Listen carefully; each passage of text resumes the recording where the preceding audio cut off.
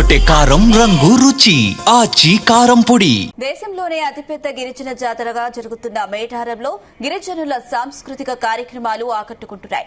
తెలంగాణ రాష్ట్ర గిరిజన సంక్షేమ శాఖ ఆధ్వర్యంలో మహారాష్ట్ర నుంచి వచ్చిన పర్ధాన్ గోండి తెగ నుంచి సందడి చేస్తున్నారు. ప్రకృతికి దగ్గరగా ఉంటూ విశేష వేషధారణలో పర్యాటకులను ఉత్తేజపరుస్తున్న పర్ధాన్ తెగల గురించి మరింత సమాచారం మేడారం నుంచి మా ప్రతినిధి శ్రీకాంత్ అందిస్తారు.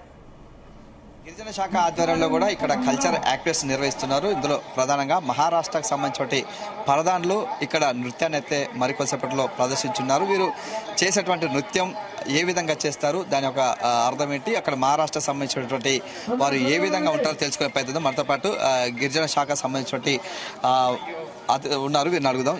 ఏం చెప్తారు మేడం, వీరి యొక్క మన సేమ్ గోండులో ఉండే ఆదరణ ఉంటుందా, అక్కడ ఎట్లా ఉంటారు? ఇప్పుడు మనము ఈ సమ్మక్క సారలమ్మ కళా ప్రాంగణంలో మనము వివిధ రాష్ట్రాల నుంచి కూడా కళాకారులను పిలిపించాం, గిరిజన కళాకారులు. సో వారిలో భాగంగా మనకు మహారాష్ట్ర నుంచి ఈ ఆదివాసీ పర్ధాన్ గోండి పారంపరిక డెంసా నృత్యం వాళ్ళు మన దగ్గరికి రావడం జరిగింది. సో వీరెవరు అనంటే మన తెలంగాణ రాష్ట్రంలో పర్ధాన్లు ఎలాగో ఉన్నారో మహారాష్ట్రలో కూడా వీళ్ళు పర్ధాన్లు అన్నమాట. సో వారి యొక్క గిరిజన సంప్రదాయక నృత్యం ఇది డెంసా నృత్యం. ఇది వీరు ఏంటంటే వాళ్ళ వివాహాల్లో కావచ్చు, రకరకాల పండగల్లో కావచ్చు, హోలీ పండగలో కావచ్చు అలా నిర్వహిస్తారు. సో మన తెలంగాణ రాష్ట్రంలో ఉన్న పర్ధాన్లు మరియు మహారాష్ట్రలో ఉన్న పర్ధాన్లు కూడా ఒకటేనండి. సో వీరి యొక్క అటైర్ అంటే వీరి యొక్క వేషధారణ ఏదైతే ఉందో వాళ్ళ సంప్రదాయబద్ధంగా అక్కడ కొంచెం అక్కడ వారితో ఇక్కడ వారితో కొద్దిగా డిఫరెన్స్ ఉండవచ్చు. కాకపోతే సంస్కృతి సంప్రదాయాలు ఆచార వ్యవహారాలు ఇవన్నీ కూడా సేమే ఉంటాయండి. ప్రధానంగా అంటే మహారాష్ట్ర సంబంధించిన వీరు అలంకరణ ఏ విధంగా ఉంటుంది, దాని యొక్క ఏ విధంగా చూస్తారు దీన్ని? వీరి యొక్క అలంకరణ అని అంటే వీళ్ళు మనం గిరిజనులు అంటేనే వీళ్ళు ప్రకృతిలో పుట్టి పెరిగిన వాళ్ళు. మొత్తం వీళ్ళ నృత్యాలు కానివ్వండి, వీళ్ళ ఆచార వ్యవహారాలు కానివ్వండి, వీళ్ళ జీవన విధానాలు కానివ్వండి ప్రకృతితోనే మమేకమై ఉంటారండి వీళ్ళు. వీరి యొక్క అలంకరణ చూస్తుంటే కనుక మీరు వారు మనం ఇష్టం వచ్చినట్టు ఏదంటే అది వేసుకోకుండా వాళ్ళు ఆకులు, అలములు, నెమలీకలు అలాంటి అలంకరణ వీళ్ళు చేస్తారు. అదేవిధంగా వెండితో చేసిన ఇప్పుడు లేటెస్ట్ ఈ విధంగా కూడా వాళ్ళు కొంచెం ఇది చేస్తూ ఉన్నారండి. అటు పురుషులకు వస్తే స్వయం ఒక బాణాలు వేయడం అంటే వీళ్ళ వృత్తి ఇదేనా అంటారా ఏంటి?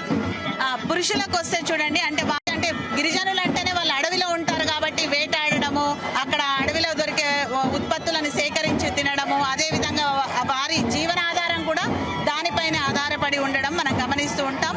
సో మన తెలంగాణలోనే కాదు ఏ రాష్ట్రానికి వెళ్ళి మీరు చూసినా కూడా గిరిజనులు ప్రకృతి ప్రేమికులు, ప్రకృతిలో మమేకమై ఉంటారు, ప్రకృతితోనే కలిసిమెలిసి అదే విధంగా వాళ్ళ జీవనాధారం ఉంటుందండి.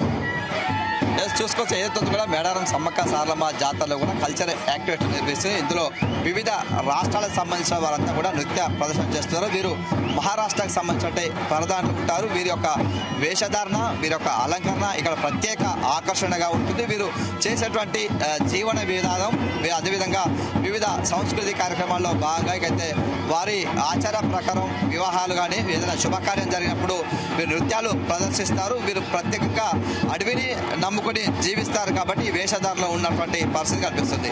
Out studio